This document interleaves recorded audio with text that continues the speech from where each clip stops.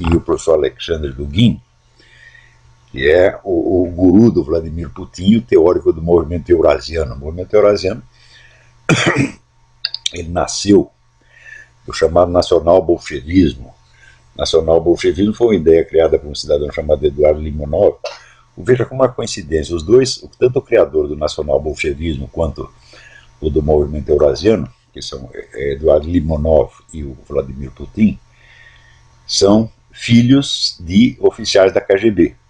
E o Dugin é hoje mentor do homem da KGB, que é o Vladimir Putin. Então, vocês viram que o agente por trás de todas essas coisas é o mesmo de sempre, é a boa e velha KGB. Com o nome alterado, pouco importa, que a KGB já mudou de nome 50 vezes.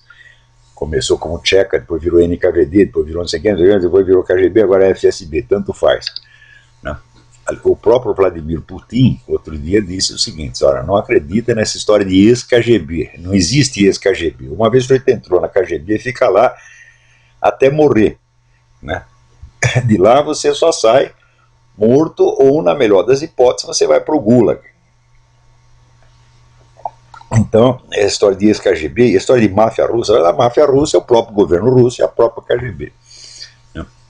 E, então, em função do fracasso do esquema soviético, né, os russos inventaram um novo esquema imperialista monstruoso, que é o movimento eurasiano. O movimento eurasiano nasce do nacional-bolchevismo. O nacional-bolchevismo era um movimento exclusivamente ideológico, criado por Eduardo Limonov, onde ele pretendia juntar tudo o que fosse anti-ocidental. Então ele ia juntar ali os remanescentes comunistas, a Igreja Ortodoxa, vamos dizer, a extrema-direita europeia anti-americana, os remanescentes nazistas e os muçulmanos. Né? Então seria tudo junto, como eles dizem, a terceira Roma, que é a Rússia, o terceiro Reich e a terceira Internacional, tudo contra o Ocidente. Né? E a novidade que o Alexander Dugin introduziu aí foi que o nacional-bolchevismo era apenas ideológico. Ele transformou a coisa num plano geopolítico estratégico, abandonando a perspectiva exclusivamente nacionalista russa, que era do Limonov, e adotando a perspectiva de uma união eurasiana, juntando Europa e Ásia contra os Estados Unidos, e acreditando piamente que a União Europeia vai se integrar com a Rússia, então contra os Estados Unidos, que é uma coisa no mínimo duvidosa. Agora, o mais bonito de tudo é que, dentro do arrazoado ideológico com que ele justifica isso, ele usa lá toda o vocabulário do René Guénon e Júlio Zévola, a tradição, o retorno do sagrado, etc, etc. Tudo isso é uma besteirada, sem dúvida. Claro, isso é um discurso pretextual mais falso que eu já vi na minha vida, porque o Dugin faz ali a crítica do Ocidente baseado num único livro. Ele pega o modelo dele do Ocidente, é o livro do Sir Karl Popper, Sociedade Aberta e seus Inimigos, onde o Karl Popper diz que a sociedade aberta se baseia na inexistência de absolutos e, portanto, na abertura da sociedade a todas as possibilidades. O Karl Popper é tipo do materialista, cientificista moderno, filho do iluminismo. Né? E o Dugin desce o cacete nisso. E curioso é que ele identifica o modelo que o Karl Popper inventou, o modelo de liberalismo que o Karl Popper inventou, ele identifica isso com os Estados Unidos, quer dizer, como se os Estados Unidos fosse a encarnação do popperismo, né? E esquecendo aqui que metade do país está contra isso, o país está dividido e de maneira alguma ele pode ser identificado, os Estados Unidos pode ser identificado com o esquema globalista. O esquema globalista que no momento está no poder através do Barack Obama e que, vejam vocês, está apoiando justamente a revolução egípcia, assim como apoia toda a esquerda latino-americana e apoia tudo que não presta no mundo e apoia tudo aquilo que o Vladimir Dugin gosta. Então essa história de que o eurasismo é contra o esquema globalista ocidental, isso é uma conversa mole. Estão os dois de mão dadas para implantar no mundo o socialismo. Pô. Isso quando Dugin descreve ali o modelo econômico a ser adotado pelo eurasismo, ele diz que é um modelo no qual se resguardará a liberdade de mercado para pequena e média empresa, e o resto vai estar na mão do Estado. Então o que é isso? Isso é o bom e velho socialismo, né? E exatamente o mesmo esquema pelo qual esse esquema globalista está lutando no mundo, e que ele apoia por toda parte a mesma coisa. Então essa história está muito mal contada, né?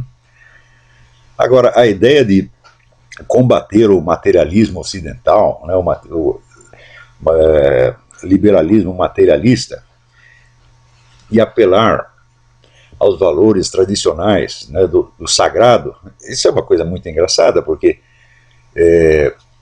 o sagrado, meus filhos, o sagrado não é uma entidade divina, o sagrado é um conceito acadêmico, né, feito justamente na base de ignorar, né, as diferenças essenciais e algumas insanáveis entre as religiões. Para mim, a única coisa que é verdadeiramente sagrada é a intervenção divina, é aquilo que o próprio Deus faz, não as concepções, né, criadas por teólogos ou místicos ou esotéricos daqui e dali, né. Na verdade, se vocês quiserem saber o que é realmente sagrado, vocês têm que olhar para as intervenções divinas do mundo, como, por exemplo, o milagre de Fátima, ou os milagres do Padre Pio de Pietrelcina. O resto é conversa mole, o resto é apenas o conceito do sagrado, né. Pode ser intelectualmente muito bonito, mas é uma coisa vazia no fim das contas, né? Quer dizer, como é que você pode fazer uma sociedade baseada não, vamos dizer, em tradições divinas mesmo, mas num conceito como esse de o sagrado, um conceito meramente acadêmico, vazio, e no fim das contas, vocês não podem esquecer que entre Alexandre Dugin e Vladimir Putin não há diferença alguma, eles se amam, se adoram, e um segue o outro exatamente. Então é a política do Vladimir Putin. Agora no Brasil tem um monte de idiotas, tá certo, que se encantaram aí com o negócio do eurasismo do Alexandre Dugin. Falaram, mas quanta baixeza, mas a miséria mental brasileira não tem limite. É o seguinte, o sujeito começa a estudar esse negócio de René Guénon e Júlio Zévora, então ele sente assim, não, as tradições espirituais morreram, o Ocidente abandonou tudo, nós estamos, né, tudo acabou, né, o materialismo tomou conta do mundo. Então eles se sentem muito sozinhos, muito isolados, eles ficam desesperados procurando uma entidade, né, que os proteja, dentro do qual eles se sintam reintegrados. Então aparece o cara com o eurasismo, ele diz, opa, não estamos mais sozinhos, existe um gigantesco movimento mundial que vai restaurar a tradição, e os idiotas caem nisso, meu Deus do céu, que miséria! Pior que às vezes tem alguns alunos meus me matam de vergonha, mas como vocês são burros, minha gente, mas é burrice demais, demais, que coisa! Quem é que não está vendo que esse negócio de eurasismo é um esquema da KGB inventado, inclusive pelo seguinte, a Rússia está numa situação miserável, né? E o Dugin confessa, a Rússia não conseguirá se levantar por si mesma. Então o que ela faz? Ela inventa um gigantesco esquema internacional para usar os outros como muleta. E, no fim, tudo isso aí é o quê? Para levantar a economia da Rússia, meu Deus do céu. Além disso, o Dugin se queixa, não, depois as reformas liberais do Yeltsin corromperam a Rússia, criaram a corrupção na Rússia. Eu digo, como se o regime comunista antes fosse um templo de pureza, tá certo? E não, vamos dizer, o regime mais corrupto da face da Terra. Tem um livro do Konstantin Simes, A Sociedade Corrupta, leiam e vocês vão ver o que era o regime comunista, onde você não obtinha nada, a não ser na base da propina. Você não podia chamar o encanador, você tinha que pagar o encanador do Estado, mas tinha que pagar propina para ele. Tudo era na base da propina, tá certo? Eu conheci funcionário da Embaixada Brasileira, lá, não vou dar o nome, né, que diz, olha, eu lá andava com 2 caixas de champanhe no porta-mala, porque tudo que você ia pedir lá, você tinha que dar um presentinho pro general, pro funcionário, etc. Era tudo assim na Rússia, meu Deus do céu. Agora, por que a Rússia se corrompeu depois da queda do regime soviético? É muito simples, meu filho. Você imagina o que teria acontecido na Alemanha se, uma vez derrubado o regime nazista, você distribuísse o poder entre todos os membros da SS, da Gestapo e do Partido Nazista e deixasse todo mundo nos seus lugares. Ia ser uma comedeira sem fim. Foi exatamente isso que aconteceu na Rússia. Os parentes aí dos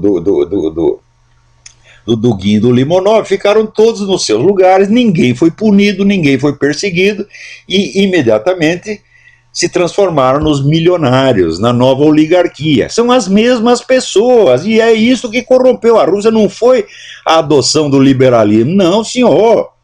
A hora que começou a privatizar a coisa, quem foi que comprou? O pessoal do governo, que tinha o dinheiro na mão, tinha as verbas da KGB, que eram verbas ilimitadas, em cima das quais nem o parlamento soviético tinha controle do orçamento da KGB. Então esta gente, são os maiores bandidos da face da terra, esses viraram os milionários do dia para a noite.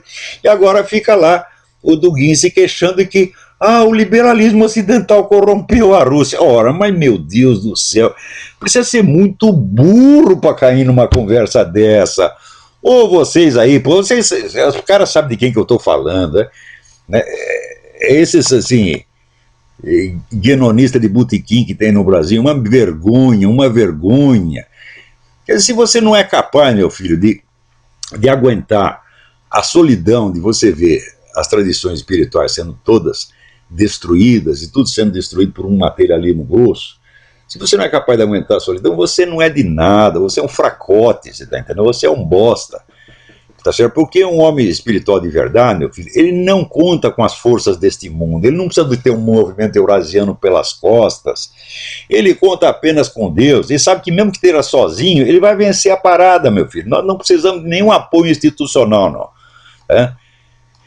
Então, vocês que estão aí atrás do movimento eurasiano, vocês são uma vergonha, gente, uma vergonha, meu Deus do céu. Quer dizer, vocês vão ser usados pela KGB, só porque a KGB está citando René Guénon e Júlio Zévola, mas como são burros, puta. Eu ainda tenho uma senhora aqui que pede para eu parar de falar palavrão. Como é que eu posso parar de falar palavrão dentro de coisa desse tipo, minha senhora? O meu saco é limitado, você tem apenas um saco humano como qualquer outro, porra.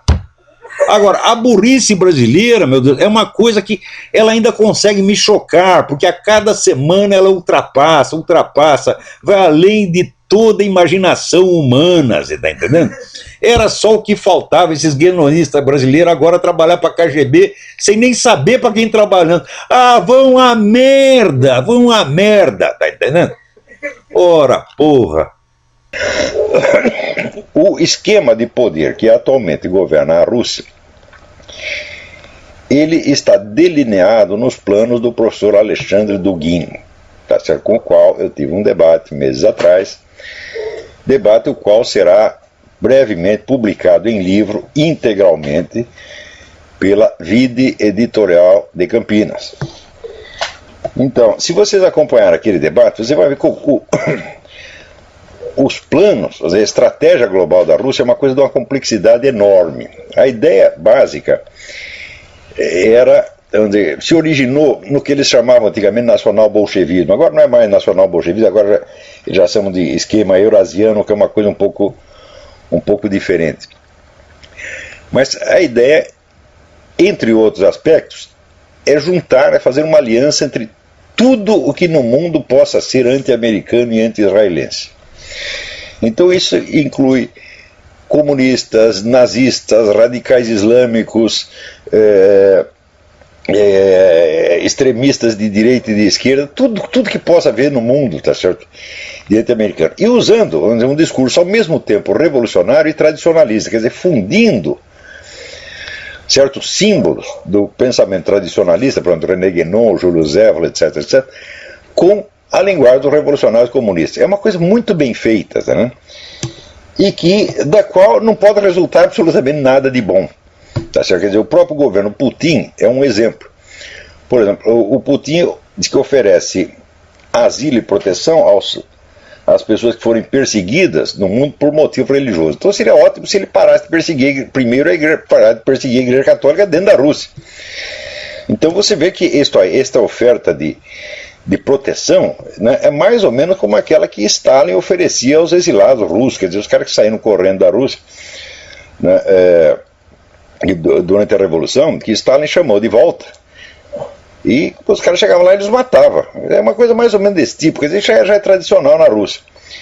E, em segundo lugar, você precisa ver que esse apelo religioso do governo russo é uma das artimanhas mais perversas que alguém já concebeu ao longo de toda a história humana. Inclusive porque, eu acho que eu já mencionei isso aqui, quando o Papa João Paulo II, em vez de fazer a consagração da Rússia ao Sagrado Coração de Maria, como havia sido solicitado por Nossa Senhora em Fátima, ele fez uma vaga consagração do mundo, tá certo? Ele sozinho, inclusive porque a Nossa Senhora tinha pedido que reunisse todos os bispos do mundo para fazer a consagração da Rússia, ele sozinho fez lá uma tal de consagração do mundo a Nossa Senhora, uma coisa que absolutamente não quer dizer nada, né? Imediatamente o governo russo aproveitou isso para dizer, como arma de propaganda, para dizer, pronto, a Rússia está agora consagrada ao Sagrado Coração de Maria e, portanto, a Rússia agora é o porta-voz de Nossa Senhora no mundo. Para quem não vê que isso é uma empulhação, tá certo? É uma fraude religiosa monstruosa, né? E que governo honesto vai se meter com uma coisa dessa? Então, a ideia de você apelar a toda a população conservadora que está descontente, que está chocada com os rumos do mundo, tá certo? Faz parte integrante da estratégia russa. Mas é para usar toda esta gente para fortalecer o poderio do esquema eurasiano, que é basicamente Rússia, China e radicais islâmicos. Então, não podemos nos opor a essa medida, ao conteúdo dela, mas devemos tomar extremo cuidado para que o apoio que nós dermos a isso não possa ser usado, tá certo, para fortalecer o esquema que é o autor da proposta, tá certo?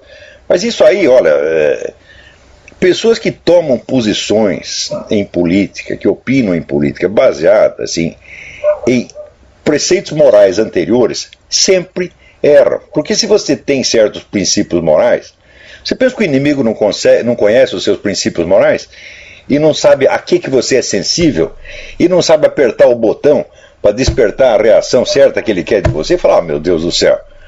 Vocês têm que lembrar o seguinte, Santo Tomás de Aquino dizia que uma ação boa é aquela que é boa nas suas finalidades, nos seus meios de execução, tá certo?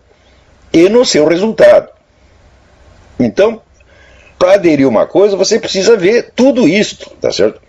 Então, quais serão, por exemplo, os meios de execução, né, disso aqui? E quem que está puxando as cordas por trás? Quem que está manejando a coisa por trás? Tá certo? O simples fato de ser a Igreja Ortodoxa Russa já torna a coisa suspeita, porque a Igreja Ortodoxa Russa e o governo russo são exatamente a mesma coisa. E o governo russo é a própria máfia russa. Então vocês tomem cuidado com isso, gente. Não vão se entusiasmando, né? Então, o camarada que pertence, vamos dizer, a uma corrente uma minoritária, que está sendo sacrificada, perseguida, humilhada, etc., ele quer se apegar a qualquer esperança. Então vem um espertalhão e acena com um negócio que ele gosta, diz, olha, aqui nós vamos proibir a propaganda gaysista para crianças. Ora, nós todos estamos chocados de ver propaganda gaysista e sexualista em geral, né, usando e abusando da inocência infantil. Nós estamos cansados disso, então, evidentemente, nós vamos aderir. Já certo? Só que quem nós estamos fortalecendo com isso? Então é preciso tomar cuidado. Ver,